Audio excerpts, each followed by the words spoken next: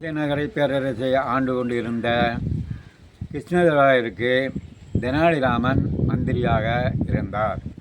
அப்போது தெனாலிராமன் தந்திரத்தாலும் சூழ்ச்சியாலும் பல நாடுகளையும் கிருஷ்ணதேவராயர் வென்றிருக்கிறார்.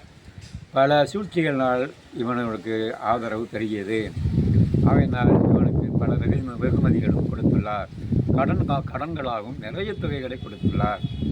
ஒரு காலத்தில் இவருடைய கணக்கை எடுத்து பார்க்கின்ற பொழுது கடன் தொகை 1,50,00,000 என்று வந்தது. இவ்வளவு தொகை வாங்கிவிட்டானே, இதை திருப்பி வசூல் பண்ண வேண்டுமே என்று நினைத்த கிருஷ்ணதேவராயர் தெனாலிராமனிடம், உன்னுடைய கணக்கு இவ்வளவு இருக்கிறது, எப்போ தருகிறாய் என்று கேட்க, அவன் ஒவ்வொரு நாளும் அப்போ தருகிறேன் இப்போ தருகிறேன் என்று சாக்கு போக்கு சொல்லி கொண்டிருக்க, ஒரு நாள் கண்டிப்பாக இன்னைக்கு என்று உறுதியாக சொல் என்று அவர் கேட்க, அடாடா இனி தப்பிக்க முடியாது என்று நினைத்த அவன் ஒரு நாளை சொல்லிவிட்டு சென்று விட்டான். உடனே வீட்டில் போய் அம்மாவிடமும் மனைவியிடமும் ராஜா கடுமையாக கடனை கேட்கின்றார். அதனால் இப்பொழுது நம்மளால் கொடுக்க முடியாது, அதனால் ஒரு சூழ்ச்சி செய்வோம், நீங்கள் ஒத்துழைக்க வேண்டும் என்று சொன்னான். உடனே இருவரும் சரி என்றனர். நான் சவப்பெட்டியில் படுத்துக் கொள்கின்றேன், நான் இறந்து விட்டதாக நீங்கள் ராஜாவுக்கு உடனே ஆள் விடுங்கள். ராஜா உடனே பறந்து வருவார். வருகிற பொழுது வாயில் நுழையும் போதே நீங்கள் இருவரும் கூட்டுக்காலை கட்டிக்கொண்டு உங்களுடைய கடன் தொல்லை பொறுக்க முடியாமல் மந்திரி மருந்தை குடித்துட்டு இறந்துட்டாங்களே, நாங்கள் என்ன செய்வோம் என்று கதறி கதறி அழுகுங்கள். உடனே மன்னர் இறக்கப்பட்டு வந்து என்னிடம் ஏதாவது சொல்லுவார்.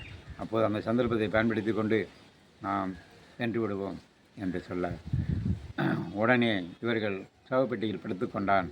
இவர்கள் உடனே ராஜாவுக்கு ஆள்விட்டு மந்திரி இறந்து விட்டார், உடனே வாருங்கள் என்று சொல்ல, அவன் பட்டு பறந்து மந்திரியை சாக கொடுத்து விட்டேனே, என்ன பண்ணுவது என்று தெரியாமல் பறந்து வந்து வீட்டில் நுழையும் போது இருவரும் கூட்டுக்காலாக கட்டிக்கொண்டு, மந்திரி மருந்தை குடித்து விட்டு இறந்து விட்டார்களே, நாங்கள் என்ன செய்வோம், கடன் தொல்லை பொறுக்க முடியாமல் மருந்தை குடித்துட்டு மாண்டு விட்டார்களே, என்ன செய்வோம் ராஜா என்று கதறி கதறி அழுக, மன்னன் அருகிலே சென்று கண்டாள மேலே எனது இடதுகை போனது போல் இருக்கின்றதே, நீ இப்படி கடன் தொல்லைக்காக மருந்து கொடுத்து இறப்ப என்று எண்ணினார்.